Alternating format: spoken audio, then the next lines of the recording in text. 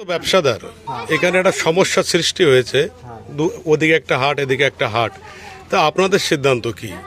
আমাদের সিদ্ধান্ত, আমরা এই হাট শুরু করেছি যেখান থেকে প্রথম থেকেই শুরু হয়েছে সেখান থেকেই আছি, আর এই হাটই আমরা করব।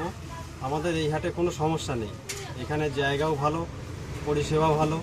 ওই হাটে অনেক পরিষেবা খারাপ, ওখানে আমাদেরকে ওপরে টর্চারিং করা হতো, মানে মালপত্র চাঁদার জুলুম হতো, মালপত্র ফেলে দিত, এমনকি মানে চাঁদার জন্যে ওরা তারপরে গাড়ি ঘোড়াও রাখতে দিত না।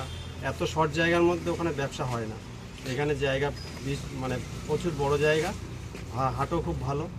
আচ্ছা, কাগজপত্রের ভিত্তিতে যদি দেখা যাচ্ছে হাটটা যদি ওখানে স্থানান্তরিত হয়, তাহলে আপনারা কি যাবেন? আমরা কেউ যাব না। আমরা এখানে একটাই সিদ্ধান্ত, হাট যদি বন্ধ হয় নাটাবেড়ে টোটালি আমরা বাজার বন্ধ করব। হাট করলে এখানে করব, না হলে আমরা এখানে যদি নাটাবেড়ে ছেড়ে দেবো। নাটাবেড়ে ছেড়ে দেবো। নাম আপনার? আপনার নাম? আমার নাম দীপেন সাহা। এই ব্যবসা কমিটির কোনো পদে আছেন কি? না না, আপনি একজন ব্যবসায়ী? আমি একজন ব্যবসায়ী।